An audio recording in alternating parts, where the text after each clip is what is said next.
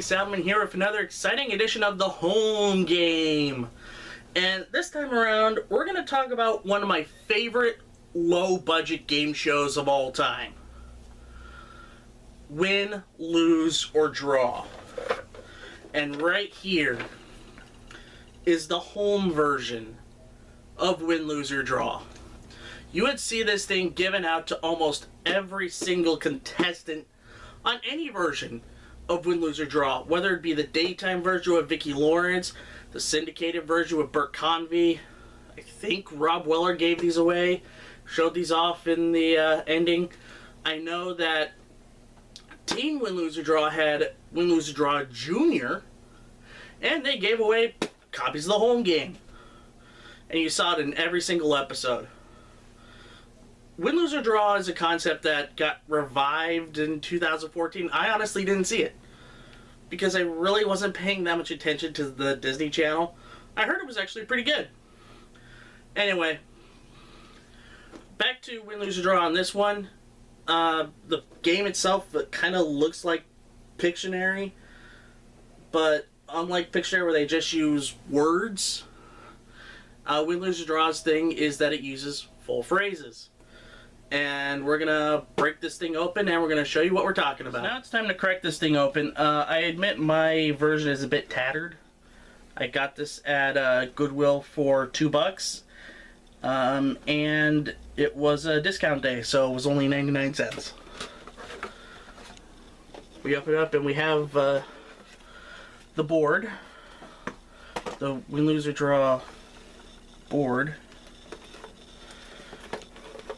And we also, wow, this is this is interesting. And we didn't plan this. This is the packets for Win, Lose, or Draw Junior. So I guess whoever owned this prior just threw all of the Win, Lose, or Draw stuff in here. So, and here you see all of these packets of, wait a minute. Oh, it's the travel edition of Win, Lose, or Draw Junior. So essentially there's all of these packets and it's essentially a bunch of speed rounds, it looks like. So that's quite fun. We'll have to we'll make this a bonus video. We'll make that a bonus later on. So look for that. A little Brucey bonus, if you will. But now we get the actual game itself. Now here's the instructions along with the board. And with these dots. And so we take a look how to set up the game. Place the game board within easy reach of all players and remove the ace in the hole card from the game box and place it in the center of the game board. So, whatever the ace in the hole.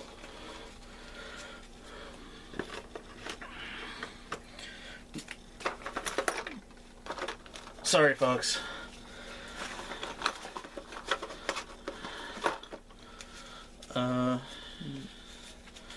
I don't know where the ace in the hole card is, but there's a. But we can just through a certain power that we have, we will cut to when we have the card. Yep, and we will do that right now.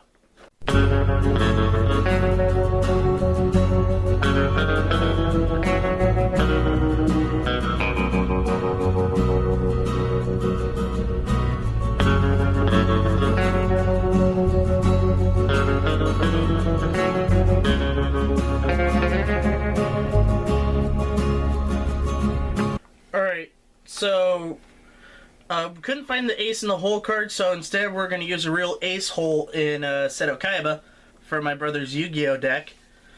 And I just can't understand it. It's like playing Bill or Sharon or any one of those cards from Pokemon. But anyway, what you have to do, and my brother will help set this up, is you got to set all of these markers on top of the card. That is what you have to do. All 24 of them, and whatever this is, which looks like, which was in the box, it's probably the end of a window blinds or something like that. I don't know what that is.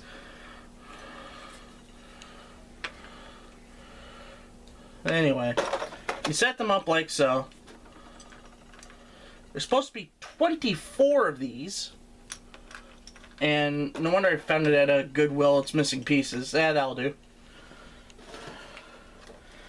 And so the goal of the game is you draw a card out of this thing right here. And this thing was all scattered inside the board as you saw earlier. We pieced it back together.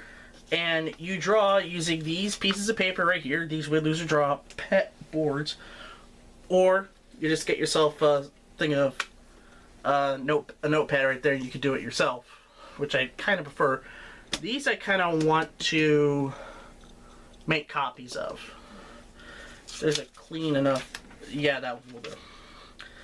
So the name of the game is, what you do is you, according to the instructions, which I have right here. The sketcher then does the following order. Looks at the top phrase of the card, being sure to keep it secret from the other players. There's supposed to be an egg timer. It's not here, but you can... So many of the other games you reviewed have egg timers in them. Yep. So, I will draw a card, and I'm sure there's a pen in here somewhere. Right there. And yep. And I'll use the pen. And Garrett is, my brother, is going to try to guess. I have it right here. Okay. Choose a different card because I saw it. What, this card right here? Yeah. What did it say? Shoot the ball. Yep. A few others in the stack.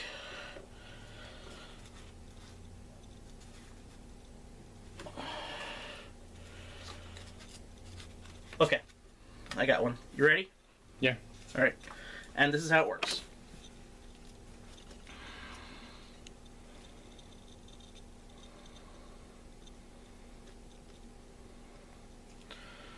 Yelling, screaming, talking.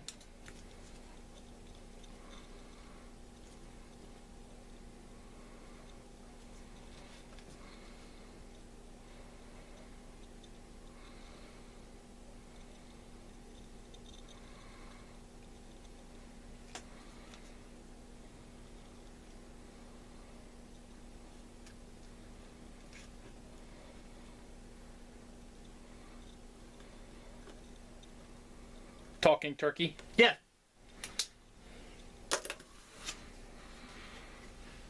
They would take that talking turkey, talk turkey. Absolutely right. And then what happens is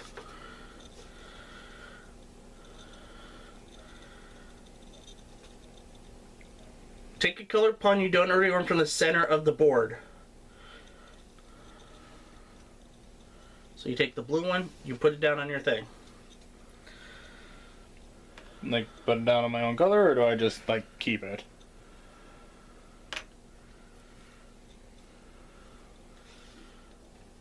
Alright. What you do is you roll this die right here, and it moves spaces on the board. So you do it like that. So move 2 spaces in a clockwise motion. So there you go. It would land on orange.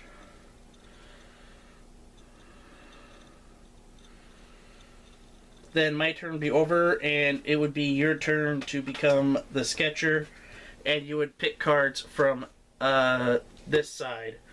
You'd flip, and you would take the card like that. And repeat. And you repeat motions like that until...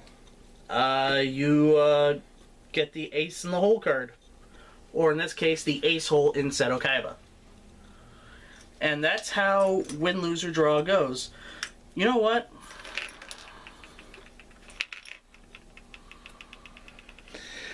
It's a fun game. However, I would ignore the home game rules because they just sound confusing. So what you would do is just put everything that isn't the cards back in the box. Put it like there, that. You put this here, that, because the kind of the rules, you know, kind of superfluous, and just have these cards and just play it like the show itself. You can easily just grab a notepad and a pen yourself. Yeah, and keep score. As a matter of fact,